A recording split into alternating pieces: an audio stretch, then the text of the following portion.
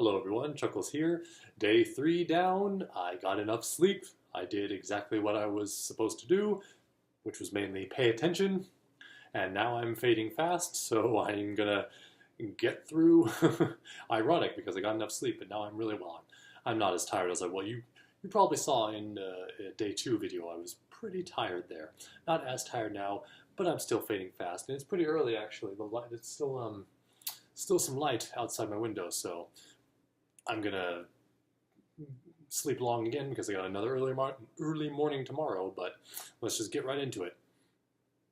Financial conference was just as enlightening as I hoped, although I will say that the information that they had, a lot of it I had heard before from, thanks again to oh, I'm not wearing the badge this time, it's over there, thanks to the badge, I got free access to, well, everyone has free access to sign up for Stage 32, which is basically webinars. It's webinars, just all kinds of online videos for everything about the film industry, everything you would need to know about writing and directing and filming and all this kind of stuff. They have webinars on there where they're speaking to different industry professionals. My badge got me access. I could sign again. Anyone can just sign up for Stage 32, but you have to actually purchase every individual webinar that you want to see. It's on demand type of thing. Well, this badge gave me basically a free webinar. I could download just one of them for free, and so guess which one I downloaded? The financial one. I forget the. It's on my other computer, so I forget. I can't look it up. Right, well, actually, I can look up that one. No, I can't look it up on Stage 32 because I mentioned the internet a while back. As I'm recording this, because I just wanted to get it over with, as I'm recording it, the Wi-Fi is not working. It will. I'm pretty sure it will work once I go downstairs because the routers are down there. So I sign in down there and then bring it back up here. Ugh. Anyway, I said all. What I'm getting at is forget the guy's name. But he is a financial consultant, and I watched a webinar of his. This was like, it was a week or a few days before I actually came out here that I watched this webinar. And a lot of that information, the guys at this conference talked about. One moment. Okay, so this was... Yes, this was the future of global film finance. This is Finance Conference 1, the big picture. And there were 2 sections to it. Finance Conference 1, the big picture, and there were 2 sections. The first one was the future of global film finance, which I attended, and the second one was spotlight sessions, which I did not attend. But, so, in this, the future of global film finance, you had, the moderator was Joe Chianci, the Executive Vice President of Entertainment Partners Financial Solutions. Entertainment Partners is the company that makes the software Movie Magic scheduling and Movie Magic budgeting, which I use because they're awesome. Adrian, so he was the moderator, and the 4 panelists were Adrian Alperovich, who is the COO of Odd Lot Entertainment, Tom Ara, the shareholder of Greenberg Traurig LLP, the guys who, entertainment attorney brochure that I'm keeping track of because I'm going to need that. Alexis Garcia, partner at Endeavor Content, and John Pinotti, president of Sydney Kimmel Entertainment. So those were the guys. They were talking about, well, as you see, the future of global film finance. So I had already been to, as you heard in the last video, I had already been to the Hong Kong seminar about the future of Hong Kong cinema with its young filmmakers, and now we're hearing about China. And because they talked a lot about this movie. Where did I just threw that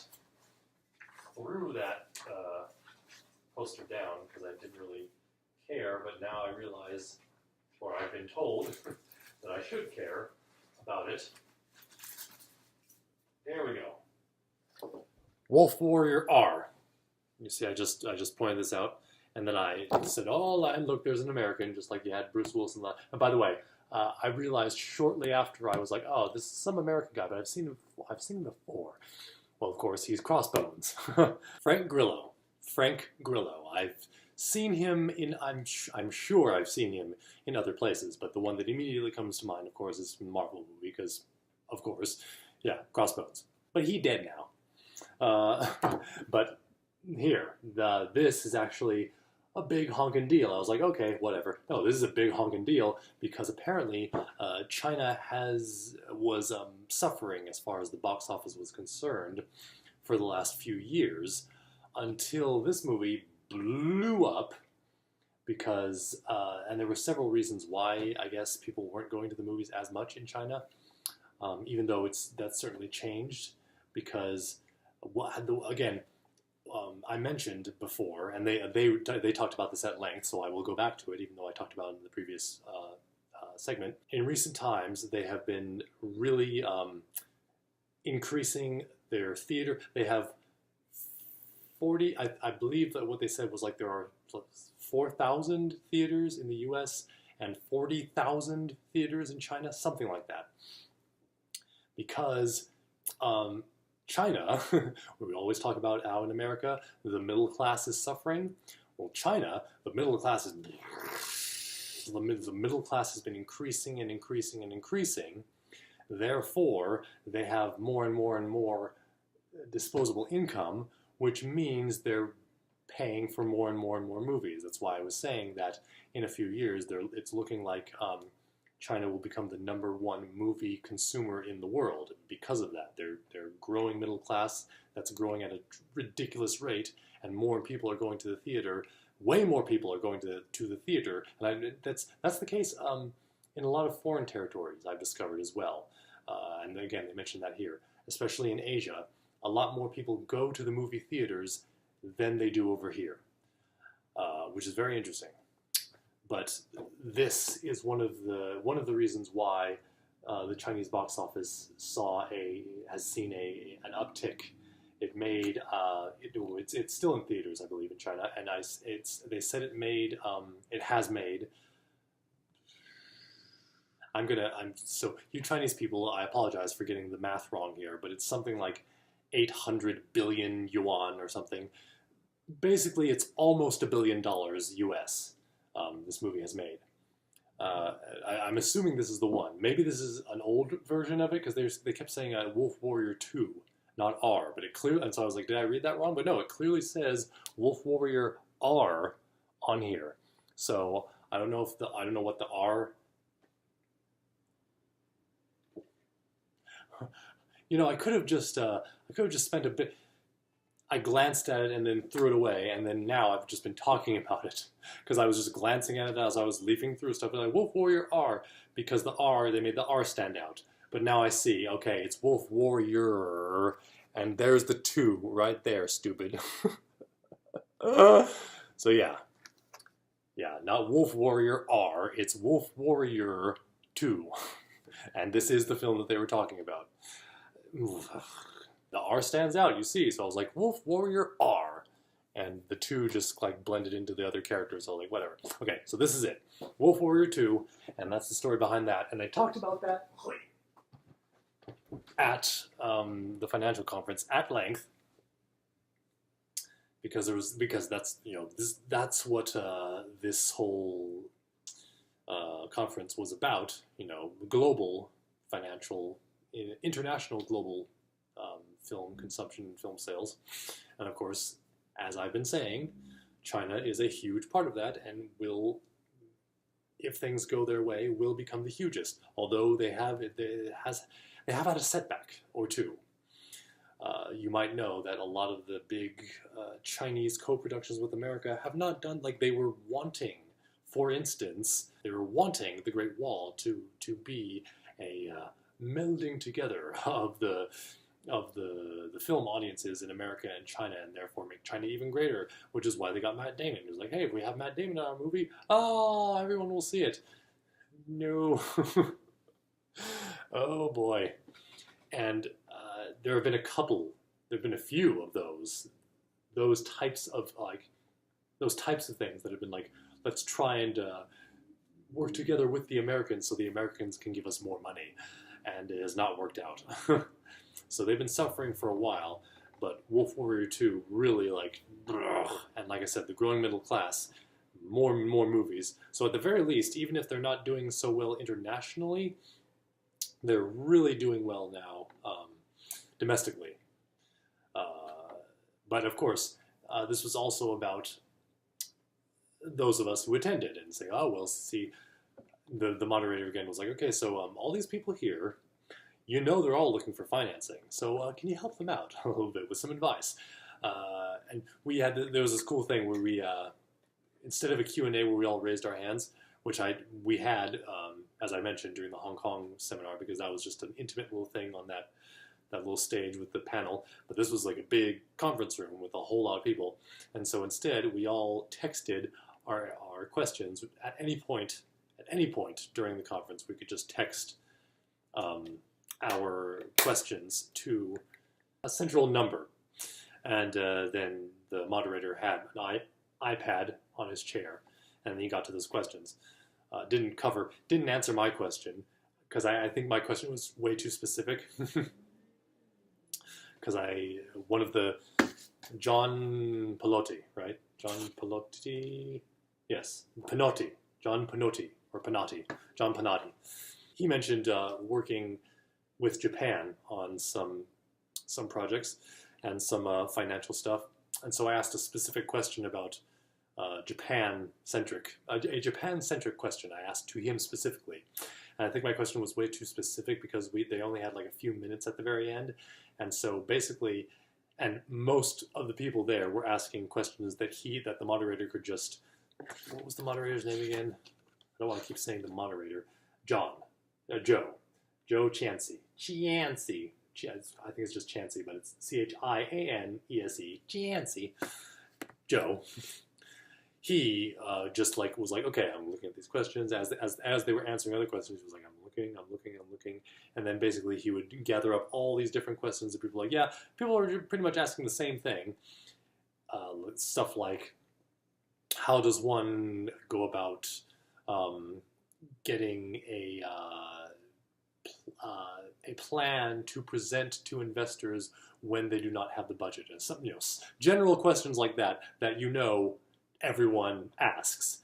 And so he was just compiling all those together. So it didn't get to my question.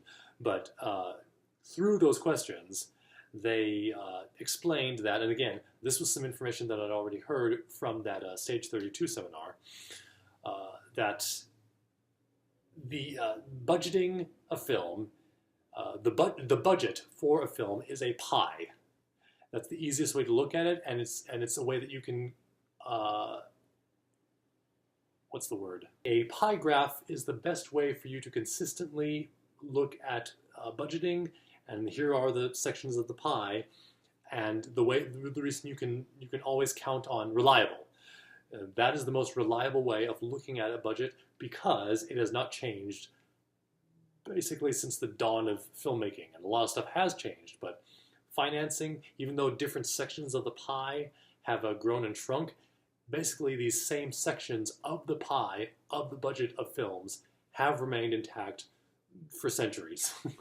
And those pie slices are, let me see if I can remember, equity, incentives, let me look into it. I look at my notes. I took some notes on my phone. Pre-sales. There was another one too, I'm pretty sure. Pretty sure that it's 4. Don't think it's 5. Maybe I'm... If I don't worry if I don't remember, because yeah, I don't have all that written down in my notes, but don't worry because the pie chart itself was in that Stage 32 webinar, and I have that on my other computer, so it's not like I've lost it. I think there's 4 though, and it's equity, pre-sales, incentives, and something else, forgotten by now. But in any case, for indie filmmakers especially, equity is the most important.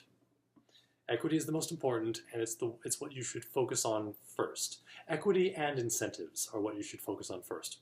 And equity is basically a large chunk of the film already paid for. Like someone has dedicated themselves to paying this much for the movie, and therefore you can take that and go to another investor who's going to give you money in another kind of way, whether it's for was it what's it called when when an investor, not the rights, but when this is an obvious term that you all know too. I just brain fart. You know how that goes. But it's when the investor gets a certain amount of revenue from the sales of the film. Somehow. I'm tired. My brain. You all know what I'm talking about. Even non-filmmakers know about that. Like when an investor takes a certain amount of the profit for themselves. That. I believe that's the fourth slice. So those other kinds of financing will be easier to come by when you have equity first, because then the other entities that you are going to will look and say, aha, this person has equity, this project is on its way. I feel more comfortable because, of course, investing in film is one of the riskiest things to invest in, which is why a lot of the time it's rich people who invest in these types of things, and rich people are who we go after. And that's especially true of equity. Because nowadays, it's not so much the case that you could, back in the day, and this is what I learned from actually when I was going to film classes at PUC. I believe it was Rodney Vance who told us this, that the way it was done oftentimes for indie filmmakers is that they would go after dentists. They would go after dentists because typically a dentist has a lot of money and is bored out of their skulls. Is basically how he explained it to us. It's like dentists, they have money, they're very successful, they're good with their lives, but they want some excitement. They want to be able to go to a film premiere. They want to walk on the red carpet and say, yeah, I'm an executive producer. I forked money over to this movie. Yeah. And they want to hobnob with the liberal elites, So dentists and just, really rich people in general like that, who are like, oh yes, I have this disposable income, and even if the film fails, that's okay because I got to hang out with Kelsey Grammer. I don't know why he was the first actor that came to mind, but you get what I'm saying. Nowadays, that doesn't happen so much. But and this is what they kept saying, it's still the case that oftentimes equity will come from a, how do they put it? High net worth individual. Equity will come from a high net worth individual who will take a risk on film, mainly because they're passionate about film, or because they're one of those rare people who's like, I just give money to stuff so that I can hang out on the red carpet. Again, it doesn't happen so much, but it still is the case that high net worth individuals are maybe not financing the whole thing, but will at least give someone equity if you are connected to someone like that, or if you have a relative like that, obviously. And then incentives, that's what I mentioned, I believe, yes, in the first of these on day one, because I was looking through all the locations. It's what I mentioned when I was talking about the locations, how they're like, oh, please come to our country and take advantage of all of our tax incentives. And they're called incentives because they are incentives for you to come. Here is your incentive to come to this country and basically give to the local economy by making movies here. That's why it's called an incentive. So equity and incentives. In fact, these guys at the financial conference, all four of them were like, yeah, you know what? It's harder because the market is saturated now. It is harder to stand out, but at the same time, there's lots of equity out there. There's lots of equity out there as long as you know how to look for it, and incentives as well. And incentives, yeah, just making sure, because I wrote this down in my notes because I was like, really? Yep. They said that you should plan to, you should try for ideally making equity and incentives 40% of your film's entire budget. If you can get that, then you're golden. And like I said, the other slice is pre-sales, and pre-sales are not the same thing as equity. I think that I'm trying to remember like what exactly is the difference between pre-sales and equity, because equity happens beforehand too. So do incentives for that matter. But I believe that pre-sales are specifically, and if I'm wrong, then I will make sure to say that I'm wrong in a later video. I believe that pre-sales are the agreement with a not an individual, not a high net worth individual, but a company that it's like pre-selling. Like they will take already a certain amount from the potential sales of the film. Again, I could be completely wrong in that. I will need to refresh my memory with that seminar that I have saved. And then the word that I'm not thinking of, but we take some money back on your revenue. We take some money back from the revenue that you receive, whatever that's called. So, equity and incentives are precisely what Sohara-san's company has the potential to help me out with, at least if not to give me directly, then to help me procure. As will the other meeting that I will have tomorrow, but I will get to that. Again, this is just really intimidating because, as I keep saying, the business. Oh, business. It's what I want, but I just don't know it.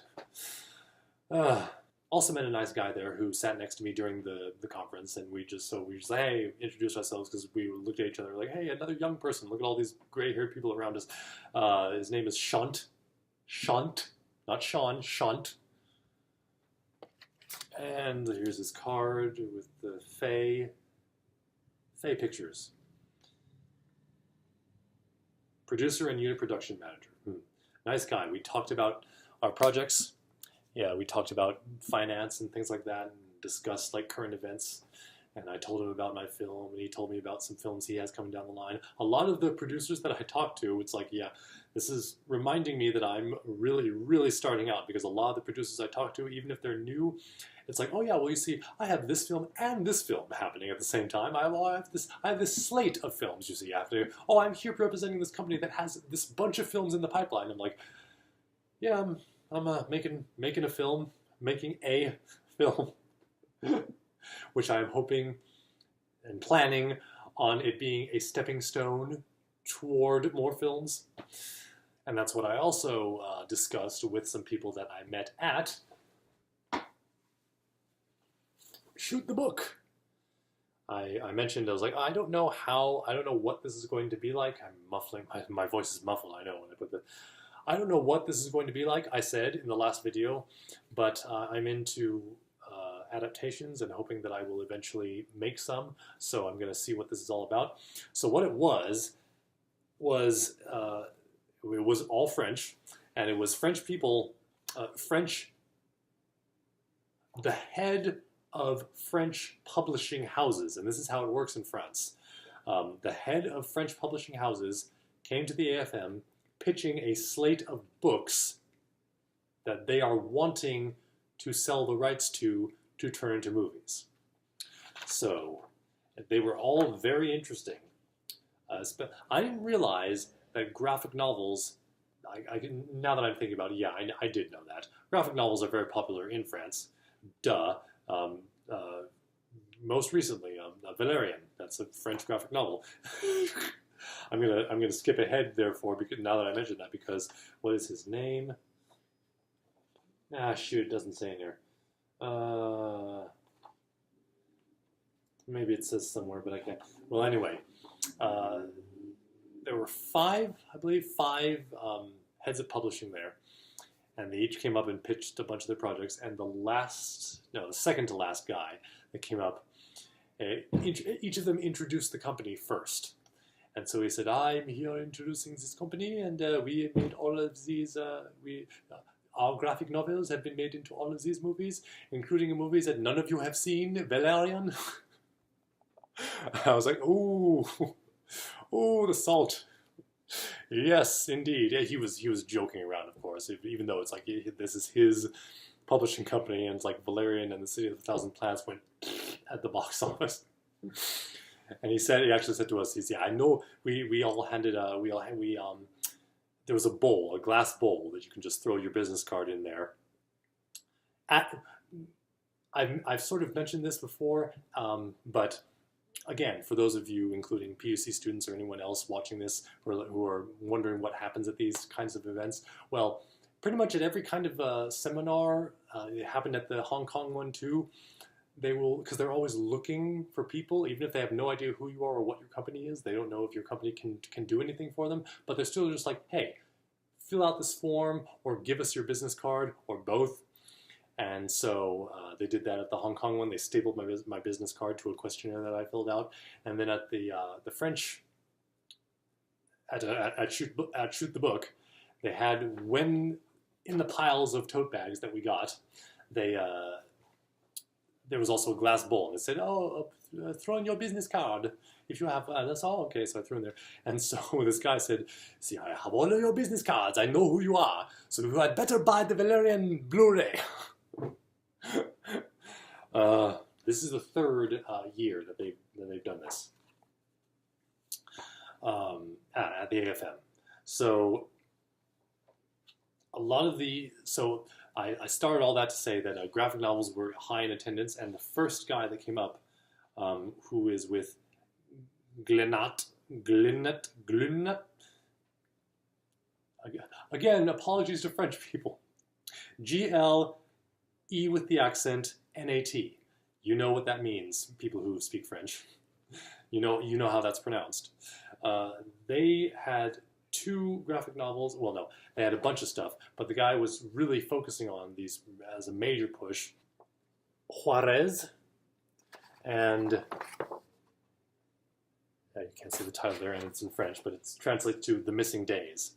Juarez is basically a revenge story where a woman is just assaulted and left for dead in the Mexican desert, and then returns later to get revenge on the cartel while disguising herself as a man. And Missing Days is this interesting high concept they said it's a romantic comedy, but I was like, that sounds really dark and depressing, because it's basically this guy who has a split personality disorder. You never see the split personality. You only see the events from the one personality, the guy's eyes. You only see it from his eyes. Every morning as he wakes up, more and more time has gone past, because it turns out that the other personality, who you never see in the story, but this character finds out eventually that this other personality is trying to kill him, get rid of his mind and take over.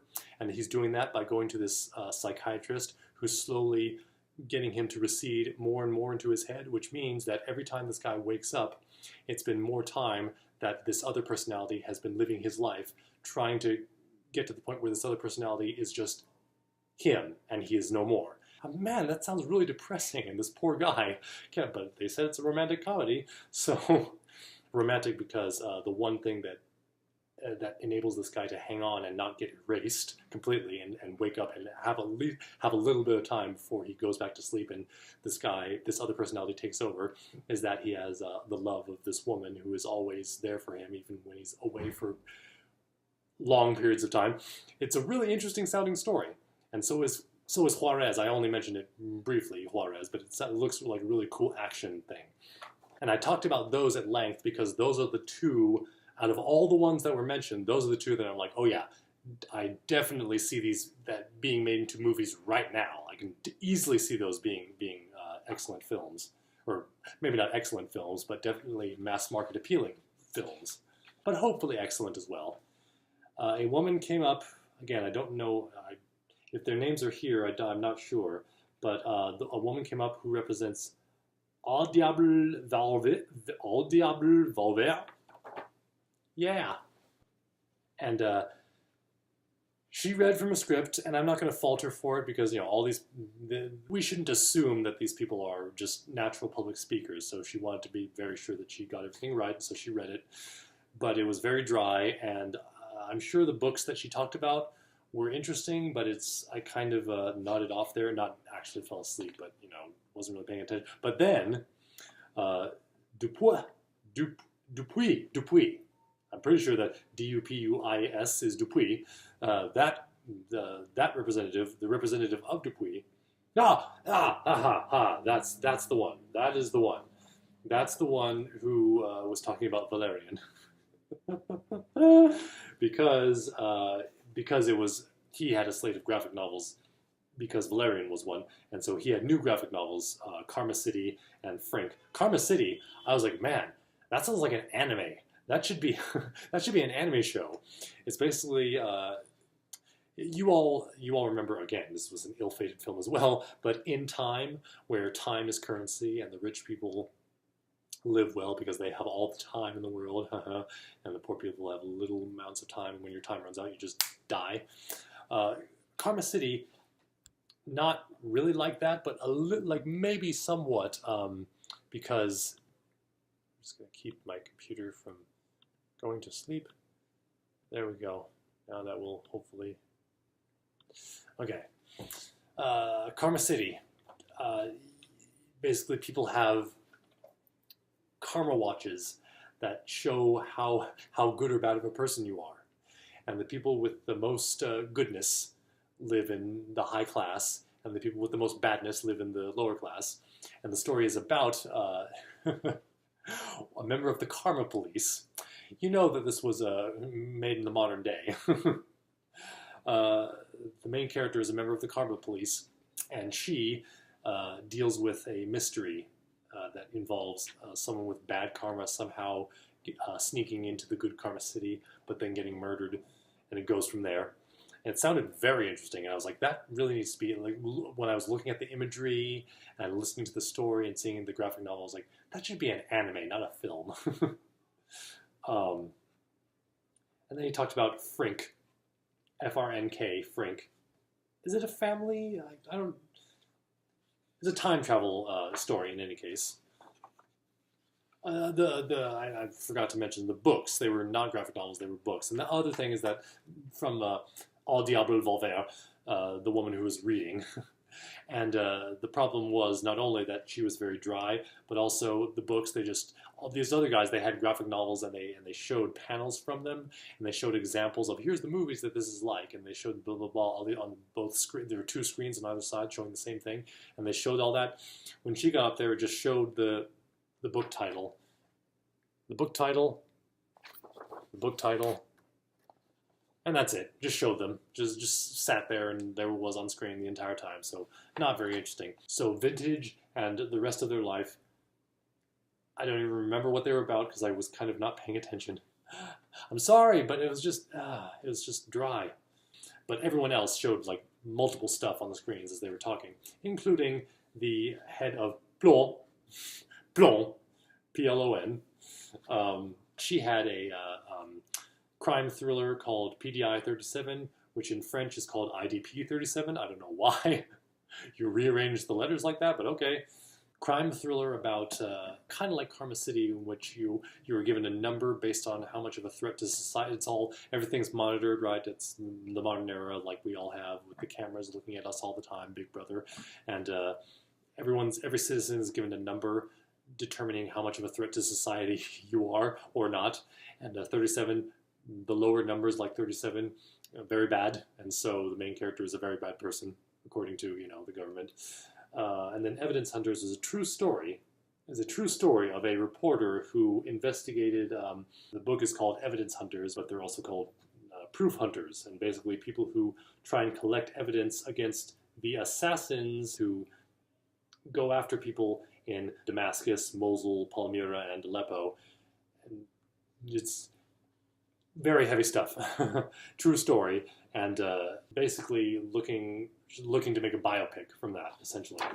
And then the final company in attendance was Gallimard Junes, Gallimard Jeunesse.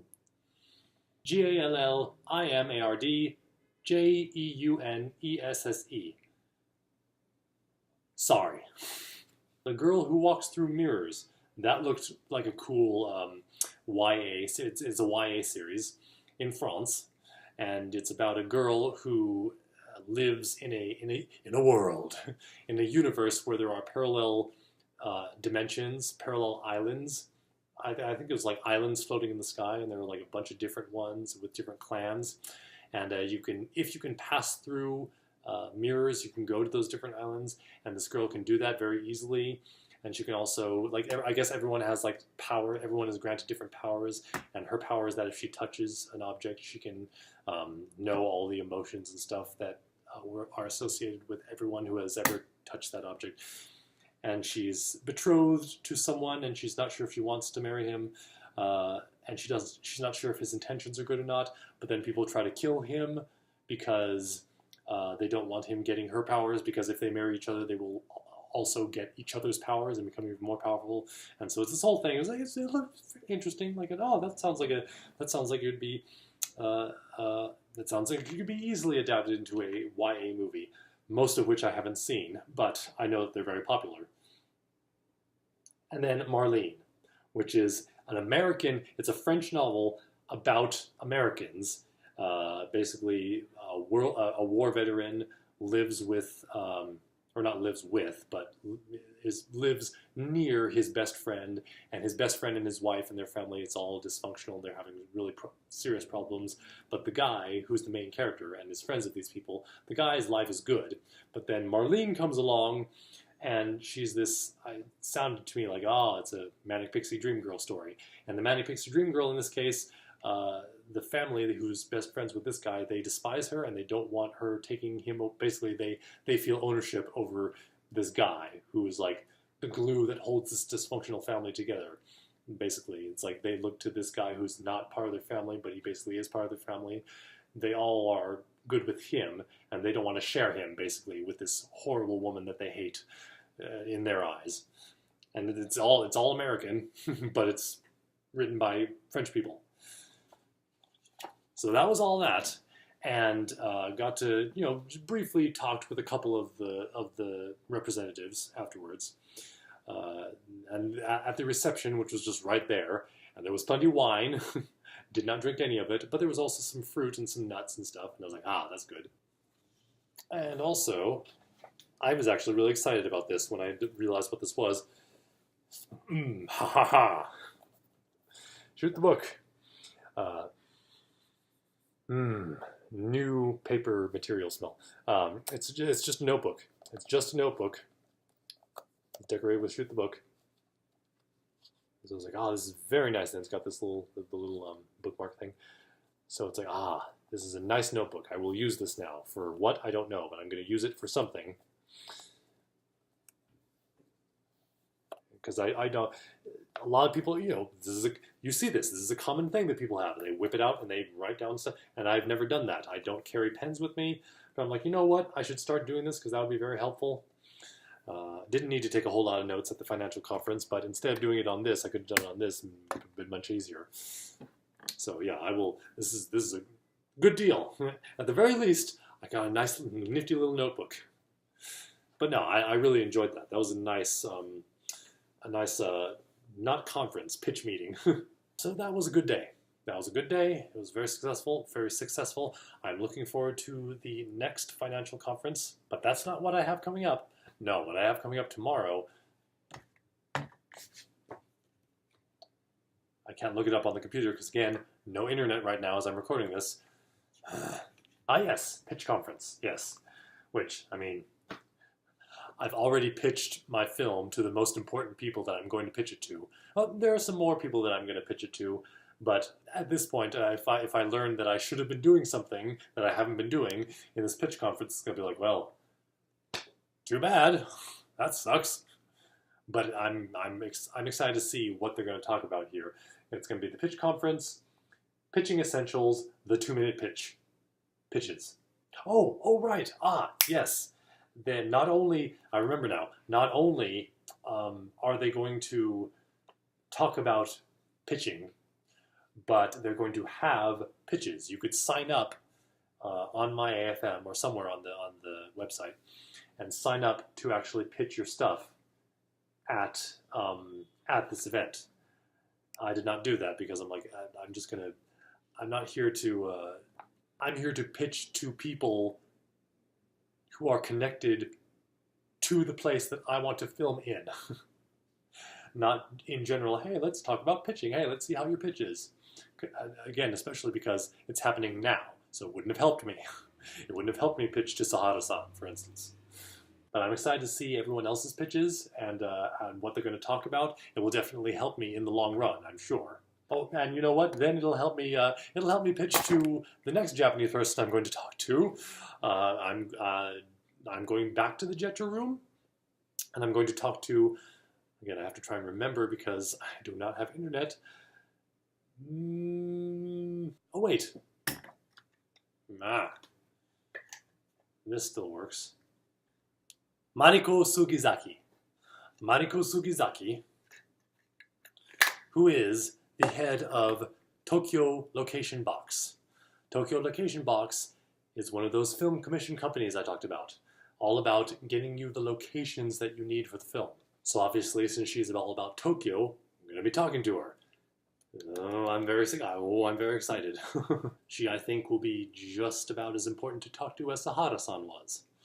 And is. And actually, immediately before her, I'm talking to a producer. I can't remember whether he's a producer or something else, but who has worked and continues to work in Japan and helps filmmakers in Japan. So I'm going to be definitely needing to talk to him. So very exciting meetings tomorrow, along with the pitch conference and LGBT in film, because I thought it was interesting. I was like, oh, let's see what that's about. So another full day tomorrow, and then